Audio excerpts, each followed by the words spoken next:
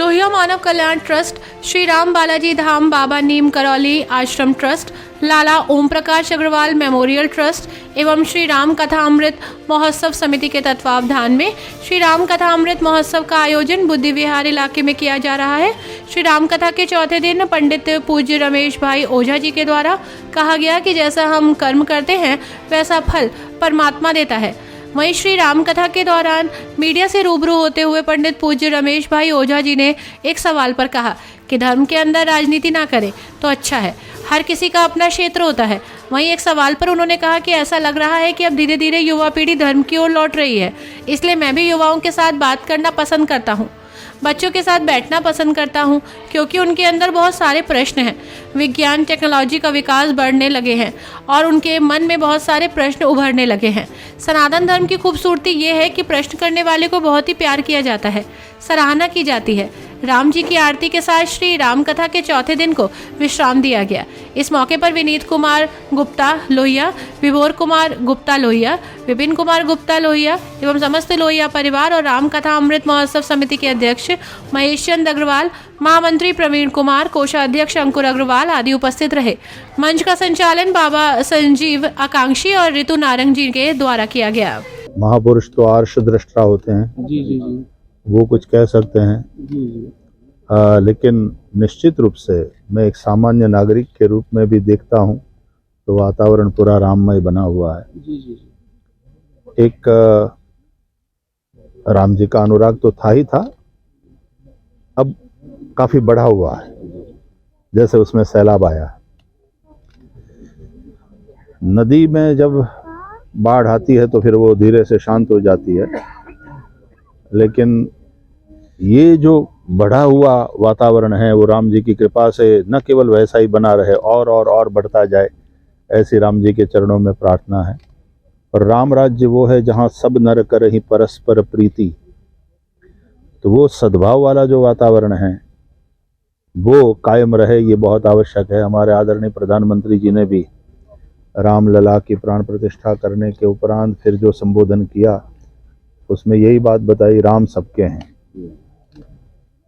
राम तो हमारे ही हैं, राष्ट्र भी हमारा है।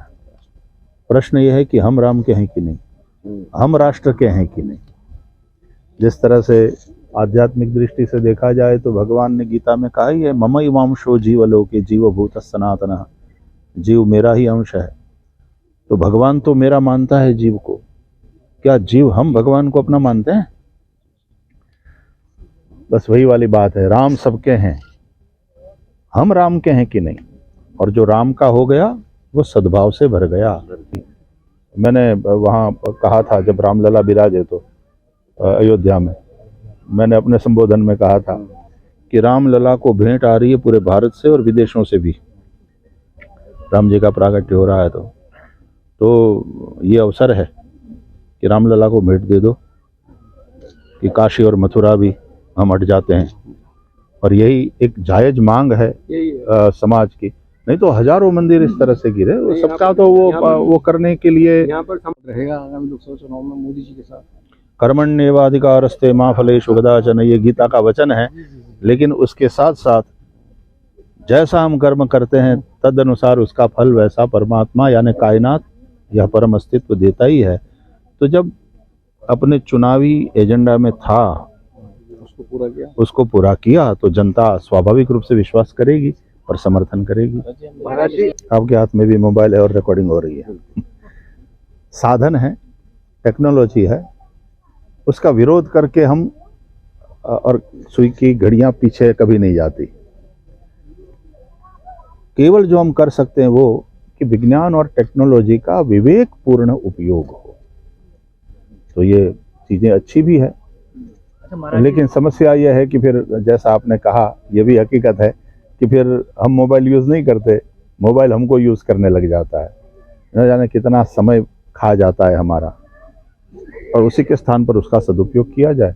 महाराज जी, सोशल मीडिया का दौर है, पहले आप भागवत कथा करते थे, लोगों को संदेश देते कि आप भगवत कथा सुनने आइए, मगर अब दौर चेंज हो गया है, लोग अपने घर बैठे मोबाइल पर देख लेते हैं। तो क्या समझते हैं कि आप अपना संदेश अब जन जन तक पहुंचाने में लगातार कारगर साबित हो रहा है? किसी समय में जैसा मैंने कहा कि कथा चलती थी तो आप लोग प्रिंट मीडिया के लोग ही उस प्रसाद को कथा पंडाल में जितने बैठे रहते थे उससे कई गुना ज़्यादा लोगों तक आप लोग पहुंचाते थे।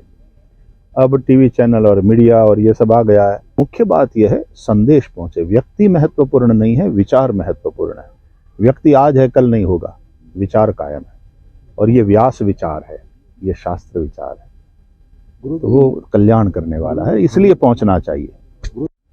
ऐसा लग रहा है अब कि धीरे धीरे फिर से युवा पीढ़ी धर्म की ओर लौट रही है, इसलिए मैं भी युवाओं से बात करना बहुत पसंद करता हूँ।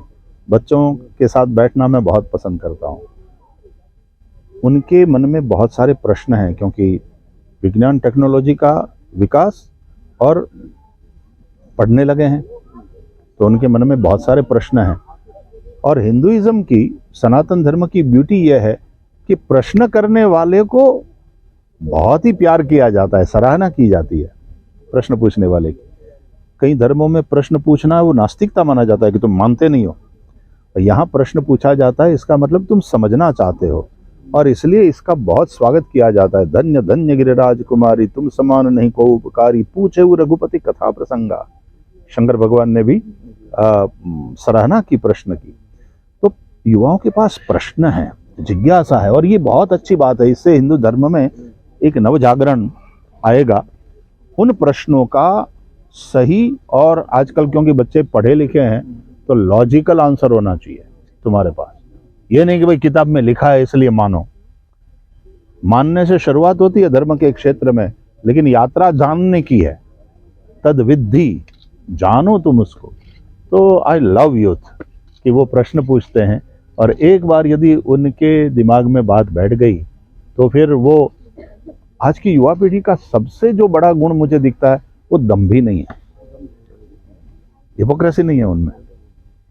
और इसलिए उनके साथ इंटरेक्शन और उसके दिमाग में बात बैठ जाए तो फिर बहुत अच्छे डिवोटी वो सिद्ध होते हैं। मतलब माना जाए कि अब आपको ज्यादा और मेहनत करने की जरूरत है, युवाओं से संवाद करेंगे, उनको समझाने की इस वक्त ज्यादा जरूरत है। यह आवश्यकता है, क्योंकि कथा ये केवल बड़े बूढ़ों के टाइम पास का साधन नहीं। हमारे जो वडील हैं, हमारे जो बुजुर्ग हैं, वो तो आनंद लेते ही हैं क्योंकि उनकी तो रुचि स्वाभाविक है, लेकिन युवाओं के लिए पूरे जीवन का संदेश है इन कथाओं में। मतलब इसी बात का प्रयास करें युवा आपसे ज्यादा जुड़े। यस, हमारे कथा में बैठना आजकल बहुत कम पसंद करते हैं।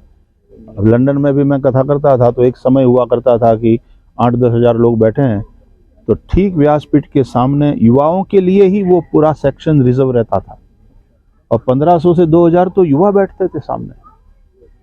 अब आज इंग्लैंड में कथा होती है तो उतने युवा नहीं मिलते, क्योंकि वो जो युवा थे वो आज के आयोजक बन गए हैं, लेकिन उनकी जो युवा पीढ़ी है वो कथा में नहीं आती। दैट डज नॉट मीन कि उनको कोई रुचि नहीं है, लेकिन उनके लिए पैकिंग बदलनी पड़ेगी। तो कथा के रूप में नहीं, लेकिन उनके साथ इंटरेक्शन होता है, यूथ शिविर होता है। तो स्पेशली फॉर यूथ जब बात होती है तो वो विशेष रूप से उनके लिए रुचिपूर्ण भी होती है और वो उनको लाभ पहुंचाती है।